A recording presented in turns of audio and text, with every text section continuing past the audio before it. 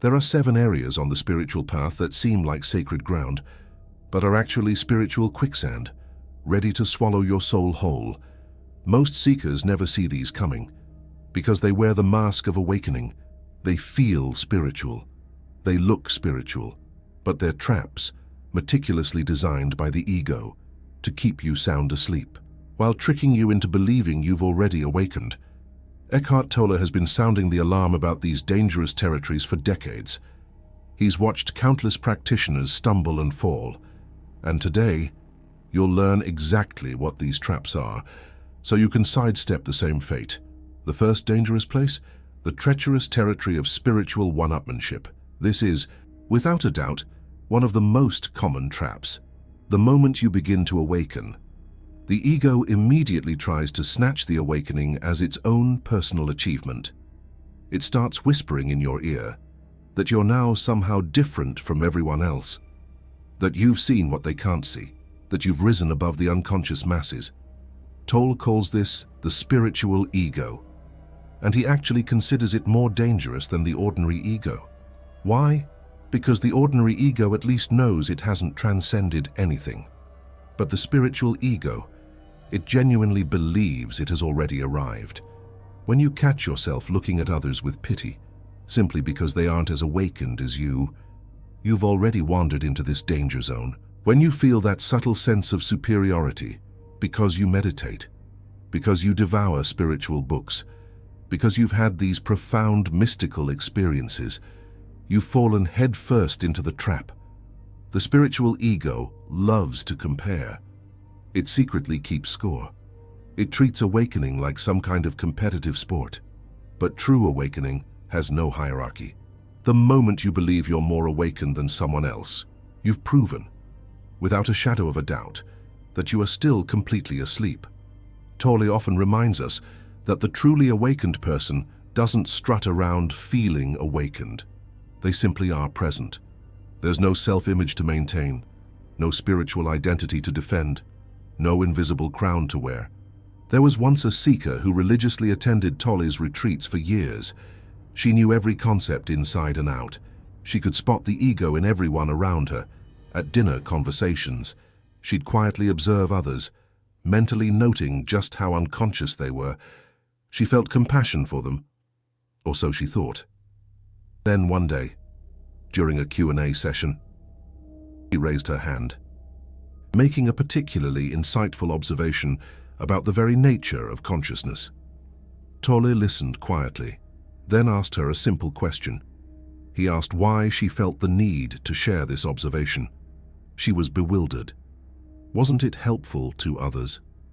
He smiled gently and pointed out that the very need to demonstrate her understanding was itself the ego craving recognition. The spiritual ego was using her genuine insights as currency to buy a sense of importance. She was devastated at first, but that devastation was actually the beginning of her real awakening. She had to see that even her most spiritual moments could be hijacked by the very thing she thought she had transcended. This is the nature of the first dangerous place. It can snatch your most genuine spiritual experiences and turn them into ego fuel. It can transform your real insights into weapons of comparison. The only antidote? Constant vigilance and the humility to recognize that awakening is never complete as long as you believe you have it. The second dangerous place, the slippery territory of spiritual bypassing. This territory looks like peace, but it's actually avoidance. It looks like acceptance, but it's actually denial. It looks like transcendence, but it's actually suppression. Spiritual bypassing happens when you start using spiritual concepts to avoid dealing with those difficult emotions, those unresolved psychological issues, or those challenging life situations. You pretend everything's just fine because you have this relentlessly positive mindset. You refuse to acknowledge your anger because anger isn't spiritual. You dismiss your pain because you should be beyond such things. Tolle has spoken directly about this trap. He explains that awareness is never avoidance. In true awareness, you allow yourself to feel whatever you feel. You don't repress anything, you don't pretend. Through genuine transcendence, you go beyond what is unresolved, but you don't bypass it. You move through it, not around it. When someone hurts you, and you immediately say, "It's all love and light," you've already entered this danger zone. When you refuse to feel grief, because death is just a transition, you've fallen straight into the trap. When you ignore your trauma, because the past doesn't exist, you've mistaken spiritual concepts for actual healing. The path through pain is the only path beyond pain. There are no shortcuts. Spiritual bypassing always leads right back to the beginning, because you never actually walked the path. You just pretended. You were already at the destination. Tolle has described cases of people who discovered spirituality after traumatic experiences. They found temporary relief in concepts like everything happens for a reason, or the universe has a plan. But this relief, it wasn't healing, it was numbness, dressed up in spiritual clothing. Years later, the same trauma would resurface, often with even greater intensity. The unprocessed pain had been growing in the darkness, while the conscious mind pretended it no longer existed. Spiritual bypassing hadn't solved the problem, it had simply delayed the inevitable reckoning. True spiritual practice includes the courage to face what we'd rather avoid. It includes the willingness to sit with discomfort without reaching for some explanation or some teaching to make it go away. Presence means being present to everything, not just the pleasant experiences. When Tolle speaks of accepting what is, he doesn't mean pretending to be okay with suffering. He means acknowledging the reality of the present moment, including the reality of pain. When it arises, acceptance isn't some spiritual trick to make you feel better. It's the foundation from which genuine healing becomes possible. The third dangerous place, the deceptive territory of intellectualized spirituality. This is where knowledge replaces experience. This is where talking about awakening replaces actual awakening. This is where understanding the finger that points at the moon gets confused with seeing the moon itself. You can read every spiritual book ever written, you can memorize every teaching, you can quote Tolle, Buddha, and every master who ever lived, and still be completely asleep. The ego loves spiritual knowledge because knowledge can be accumulated, it can be measured, it can be used to impress others, but presence can't be accumulated. Stillness can't be memorized. Awakening can't be understood. With the mind, Tolle repeatedly emphasizes that his words are just pointers, not the truth itself. The truth is what happens when you become still enough to go beyond the words. If you collect his teachings like trophies without ever entering the silence, they point toward, you've entered this dangerous place. You'll know you're in this territory by how much you talk about spirituality versus how often you actually practice it. You'll notice it when your shelves are overflowing with books, but your meditation cushion is gathering dust. You'll feel it when you prefer discussing consciousness to actually being conscious. There's a particular danger in our information age. Never before have spiritual teachings been so readily available. You can access thousands of hours of wisdom from any tradition. With just a few clicks, you can become an expert in spiritual vocabulary without ever experiencing a single moment of genuine silence. This accessibility is a double-edged sword. It's a blessing because sincere seekers can find authentic teachings. It's a curse because the ego can accumulate spiritual knowledge as easily as any other possession. And often, the more you know about spirituality, the harder it becomes to actually practice it. The mind becomes so full of concepts that there's no room for presence. Eckhart Tolle himself has spoken about this paradox. His teachings point toward something beyond words, yet they must use words to point. The danger is that people collect the words without following where they point. They become connoisseurs of spiritual concepts, able to discuss the finer points of non-duality or compare different meditation traditions. But discussion is not awakening. Comparison is not presence. The antidote to intellectualized spirituality is simple, but difficult. Stop. Be quiet. Experience this moment without labeling it. Don't try to understand what's happening. Just be with it. 1 minute of genuine presence is worth more than a lifetime of spiritual study. The fourth dangerous place is the territory of future awakening. This trap is subtle because it disguises itself as spiritual aspiration. It tells you that awakening is coming, that enlightenment is just around the corner, that one day, if you keep practicing, you'll finally arrive. But awakening only happens in the present moment. The future never comes. When the future arrives, it's always now. So if you postpone awakening to the future, you postpone it forever. Tolle has said that the awakening of consciousness isn't some future event. It's a recognition that can only happen in this moment. Every time you wait for awakening, you move further from it. Every time you think you're not yet ready, you confirm your imprisonment. This territory feels comfortable because it removes all pressure. You don't have to wake up today. You can wake up tomorrow. You can wake up after the next retreat and the next book, the next teacher. But tomorrow never comes. There's only now.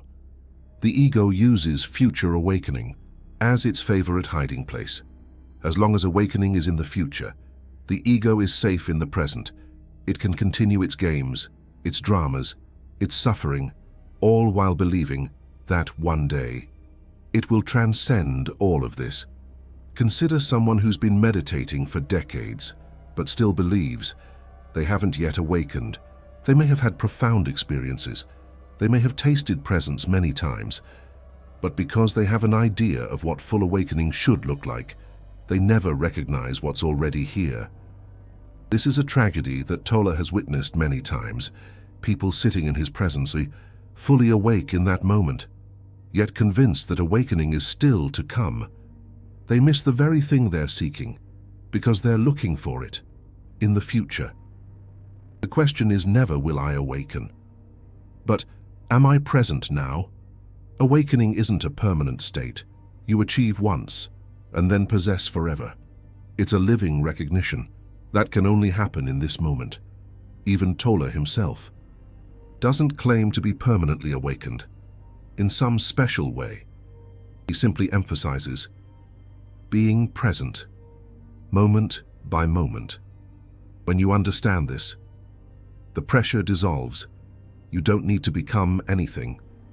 You don't need to reach anywhere. The only thing required is to be fully here, fully now. This is available in every moment, including this one. The fifth dangerous place is the territory of the spiritual persona. Here, you've created an image of yourself as a spiritual person. You dress spiritually. You speak spiritually. You cultivate a calm demeanor, a gentle voice, and a knowing smile. But underneath the costume, the same ego remains unchanged. This isn't transformation. This is theater. Tolle has observed that the ego can withdraw into any corner of your life and take up firm residence there. It can adopt any identity, including the identity of a spiritual seeker. It can wear any mask, including the mask of enlightenment. When spirituality becomes your identity, you've created another prison. Now you can't be angry, because angry isn't spiritual. You can't be confused, because you're supposed to be wise. You can't admit that you're struggling, because that would damage your spiritual image. The spiritual persona requires constant maintenance. You must perform. Being awakened, rather than actually being awakened, you exhaust yourself, protecting an image instead of dissolving it. True awakening doesn't care about how you appear. It's not interested in spiritual performances. It asks only one question: are you present? in this moment? Or are you lost in a story about who you should be? The spiritual persona is particularly insidious because it can feel so authentic. After years of practice, you may genuinely have developed more patience, more compassion, more equanimity. But the ego takes credit for these developments. It builds an identity around them, and that identity then becomes another prison. You can spot the spiritual persona by observing what happens when that identity is threatened, when someone questions your spirituality, when you fail to live up to your own spiritual image, when you react in ways that contradict your supposed enlightenment. The intensity of your reaction reveals the strength of your attachment to the persona. A truly awakened person has nothing to protect, no image to maintain. They can be angry without becoming lost in anger. They can be confused without it threatening their sense of self. They can fail at spirituality because they were never trying to succeed at it in the first place. This is the freedom Tolle points toward, not the freedom of having achieved a spiritual identity, but the freedom from needing any identity at all, not becoming somebody special, but recognizing that you were never the somebody you thought you were. The sixth dangerous place is the territory of spiritual seeking addiction. This is where the search itself becomes the problem.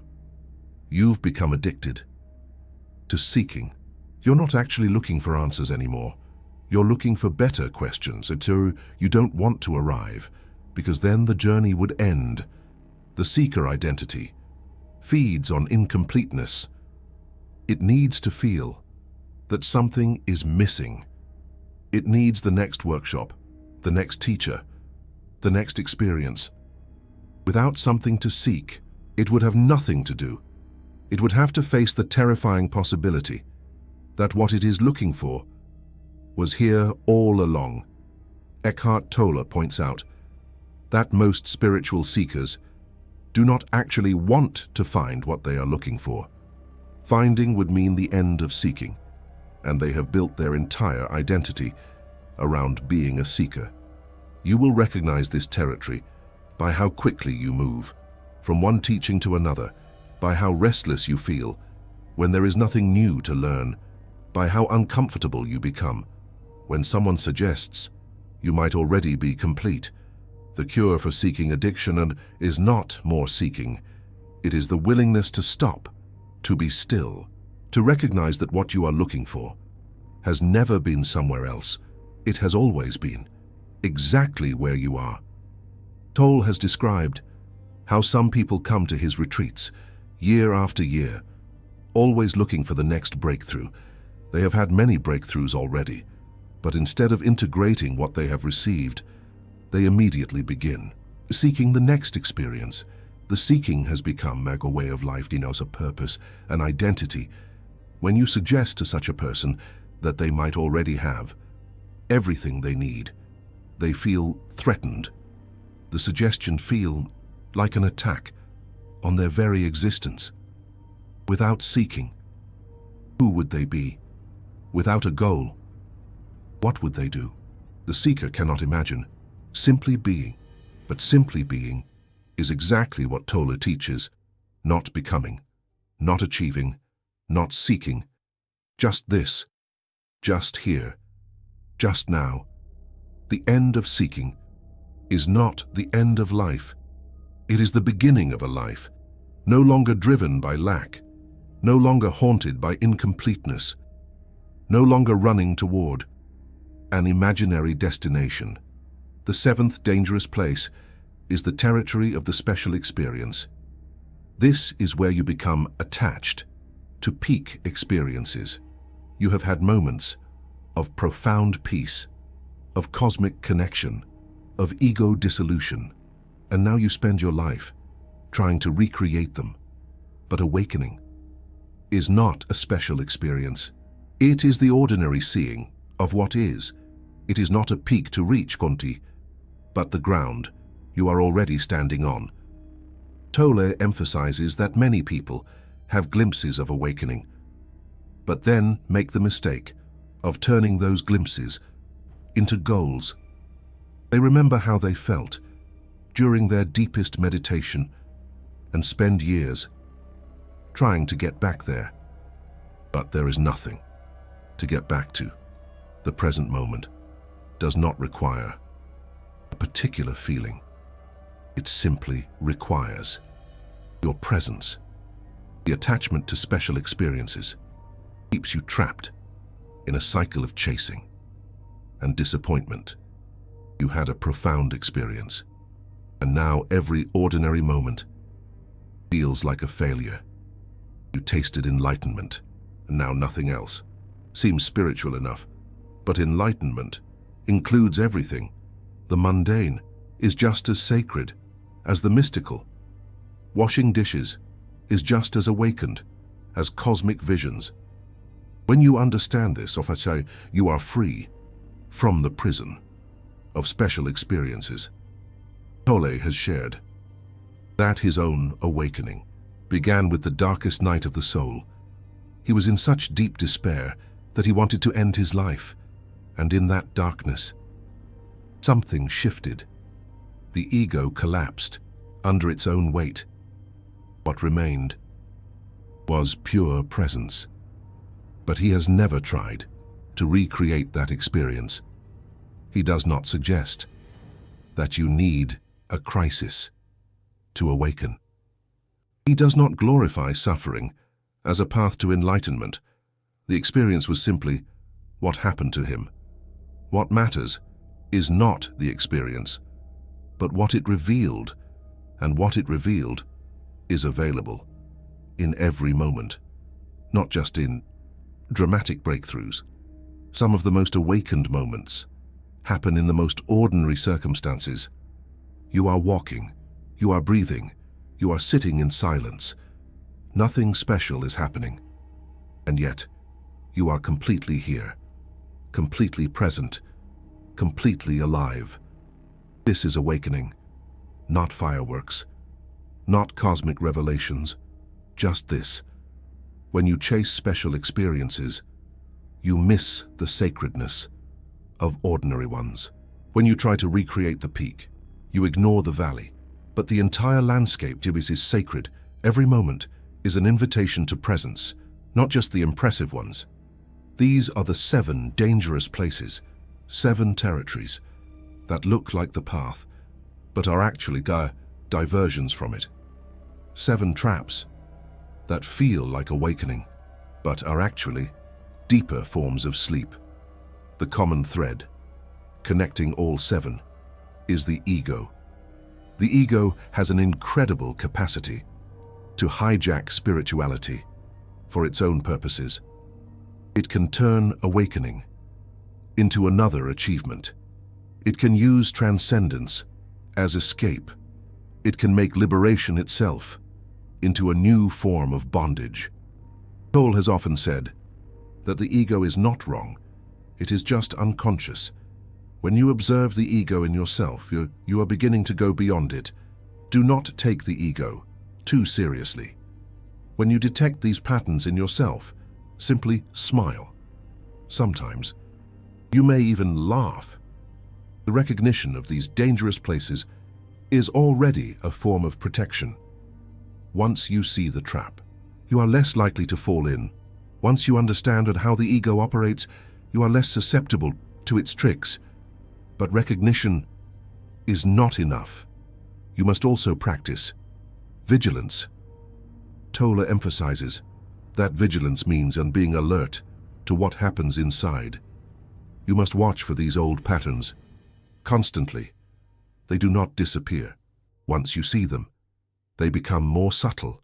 They disguise themselves in new ways, and the spiritual path is not a straight line from ignorance to enlightenment.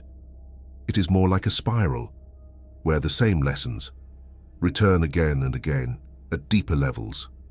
You may think you have transcended spiritual one-upmanship, only to discover a more refined version of it, lurking in your unconscious, This is not failure. This is the path. The ego does not die in a single moment.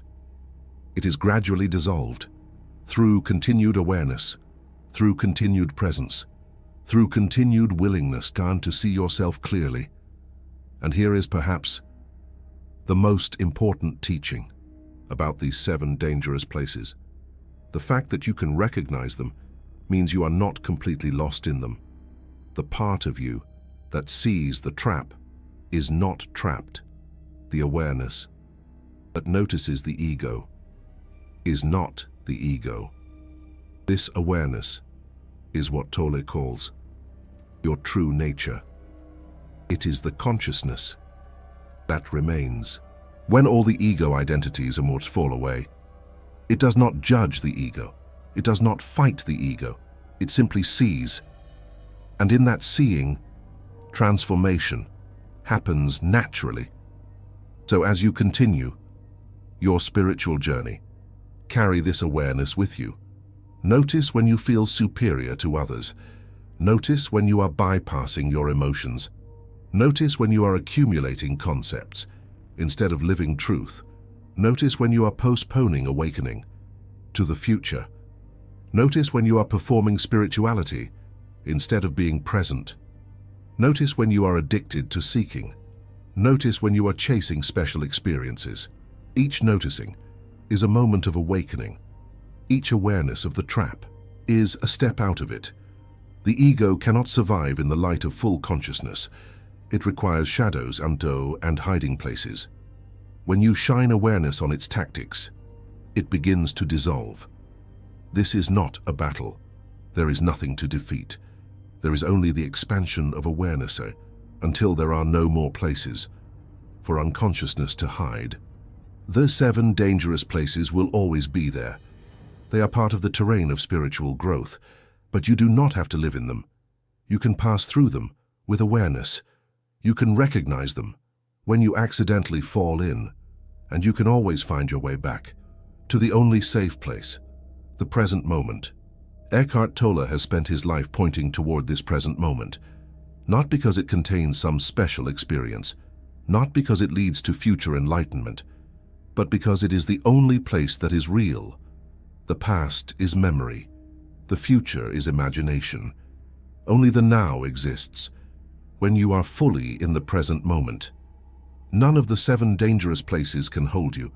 Spiritual one-upmanship requires comparison, but the present moment simply is.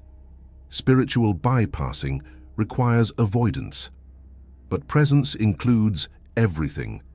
Intellectualized spirituality requires thinking, but now is beyond thought. Future awakening requires tomorrow, but there is only today. The spiritual persona requires an image, but presence has no face. Seeking addiction requires incompleteness, but this moment is already whole. Special experiences require preference, but awareness simply witnesses. The doorway out of all 7 dangerous places is the same doorway. Full attention to what is happening right now. This is not complicated. It is not esoteric. It is the most natural thing in the world. A child knows how to be present. You knew before you forgot, before the layers of conditioning and concept and identity accumulated. Awakening is not about becoming something you are not. It is about recognizing what you have always been, not the spiritual person, not the seeker, not the one who has special experiences, just the awareness that reads these words, just the presence that is here, now. If you have recognized yourself in any of these 7 dangerous places, do not despair. Recognition is the beginning of freedom. The ego that is seen is already losing its grip. The trap that is noticed is already less effective.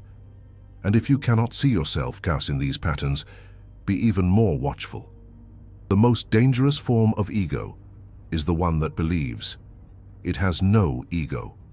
The deepest spiritual trap is the certainty that you are not trapped. Eckhart Tolle would tell you that the awakening humanity needs It is not some rare achievement for the special few.